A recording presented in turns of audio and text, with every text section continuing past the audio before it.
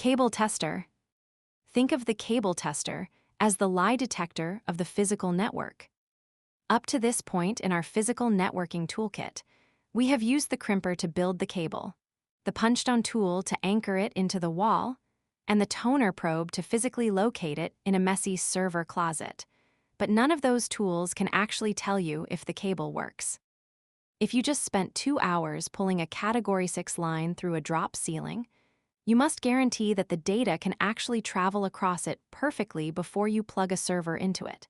For your CompTIA A+ exam, you must understand how the cable tester verifies electrical continuity, exposes miswired pins, and prevents silent network failures.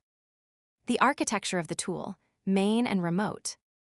A standard cable tester always comes in 2 separate pieces, a main unit and a detachable remote unit. This 2-piece design is mandatory because network cables are almost always installed in 2 different rooms. You cannot plug both ends of a 100-foot cable into a single handheld device. Instead, you take the small remote unit to the user's cubicle and plug the RJ45 wall jack into it. Then, you walk back to the server closet with the main unit and plug the corresponding patch panel port into it. When you turn the main unit on, it sends a low-voltage electrical pulse down each of the 8 individual copper wires inside the twisted pair cable. It waits for the remote unit at the other end to receive the pulse and send an acknowledgement back. The LED sequence, reading the pins. The most common type of cable tester uses a simple column of 8 numbered LED lights on both the main unit and the remote. When the test begins, you will watch the lights flash in sequence 1, 2, 3, 4, 5, 6, 7, 8. If you perfectly crimp the cable using the T568B wiring standard on both ends, the lights on the main unit and the lights on the remote unit will flash in perfect, identical synchronization. If those 8 lights flash in perfect order on both sides, you have verified continuity. Electricity can flow cleanly from end to end without interruption. Diagnosing the failures. However, as a technician, you are using this tool specifically to catch mistakes. The cable tester will immediately visually diagnose 3 major physical faults. First is an open circuit.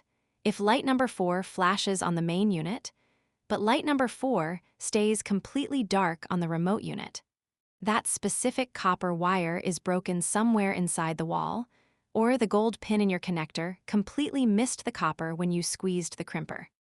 Second is a short circuit. This happens when 2 bare copper wires are accidentally touching each other inside the connector.